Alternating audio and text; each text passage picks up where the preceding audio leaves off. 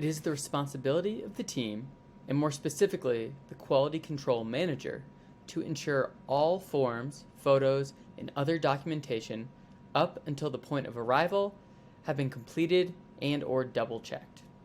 This work includes dimensioning all as-built components, ensuring they are within tolerance, stopping construction if necessary, and you need to do this, or you're noticing things are out of tolerance. 2, surveying as-built components to 2 known construction benchmarks.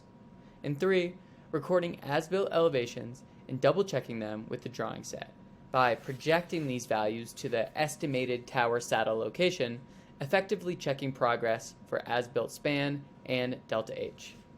For example, what I'm showing in the as-built design here,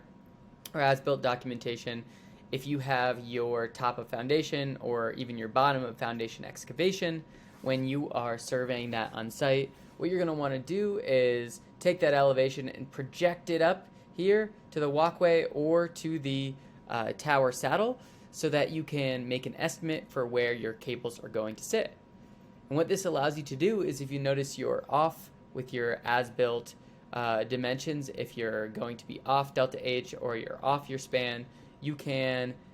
adjust the height of these tiers, specifically for delta H,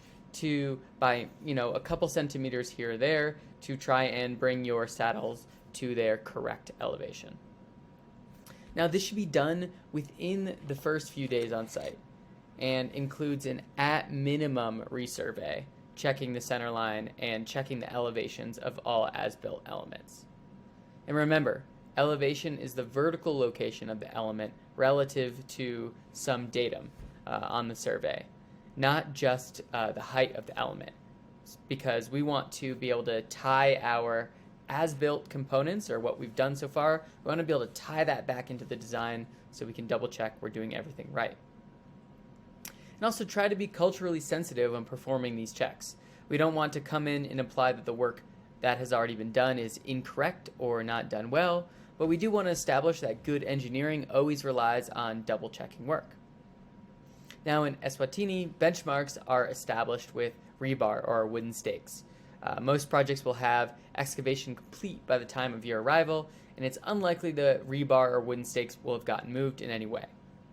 In Bolivia, benchmarks can be rebar, trees, rocks, old structures, and more. So the photos of benchmarks will always be provided in the site media folder, and you want to make sure to download these photos to be able to locate them on site and double check they still exist. I've shown up to site before, specifically my first ever bridge build in Bolivia, and there was a whole cornfield planted on top of the rock that was originally a benchmark, and the rock had been excavated and moved, so we had to reestablish all of our benchmarks along the center line.